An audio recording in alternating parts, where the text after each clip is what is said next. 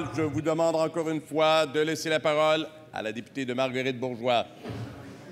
Monsieur le Président, c'est un jour triste aujourd'hui. Je trouve très pertinent de me référer à l'une de nos plus éminentes juristes, reconnue internationalement, l'honorable Louise Arbour, qui nous rappelait à juste titre, et je cite, « Il faut garder à l'esprit à quel point il est facile de restreindre la liberté des autres, surtout lorsque cette initiative ne coûte rien à celles et ceux qui la préconisent. » D'autres politiciens dont le ministre se réclame ont eu, comme lui, à faire face aux mêmes défis législatifs.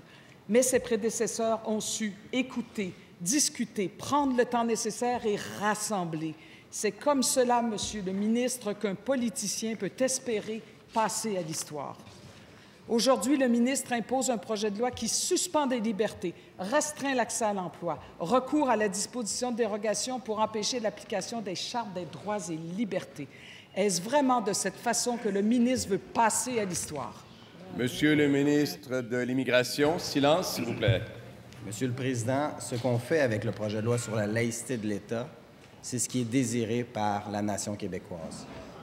Le fait de s'assurer, Monsieur le Président, que nos institutions, l'État et les religions, ça soit séparé.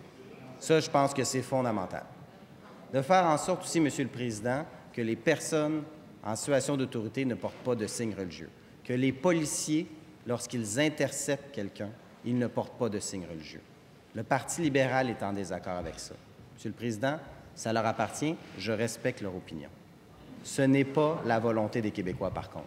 Le gouvernement a entendu cette volonté-là et c'était un de ses engagements et nous respectons nos engagements. L'autre point dans le projet de loi, Monsieur le Président, c'est de faire en sorte que les services publics soient donnés et reçus à visage découvert. Et dans le cadre du projet de loi, Monsieur le Président, ce que nous faisons, c'est que nous inscrivons la laïcité de l'État dans la Charte des droits et libertés de la personne.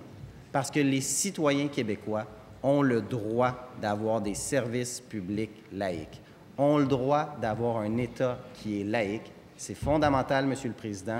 Le Québec deviendra laïque avec l'adoption du projet de loi. Vous devriez vous joindre à nous.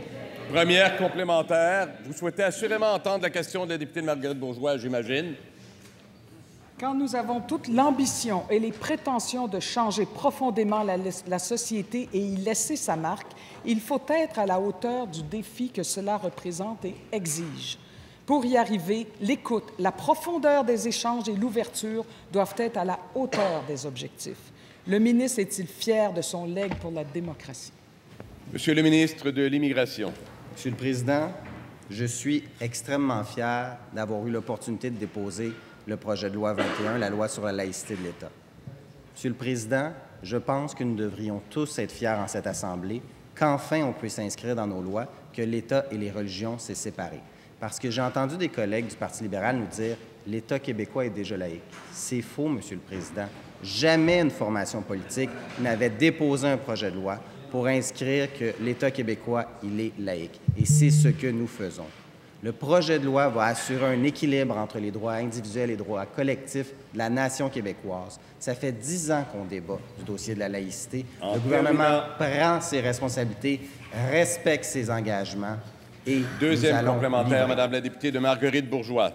Monsieur le Président, je suis profondément troublée et bouleversée par le contenu du projet de loi, mais aussi par la rapidité et la superficialité imposées par le processus bâclé du ministre. Bravo. Faire du droit nouveau, comme il se plaît à le dire, modifier les chartes des droits et libertés, introduire 2 dispositions de dérogation avec un bâillon pour ajouter l'insulte à l'injure, c'est comme cela que le ministre conçoit la démocratie?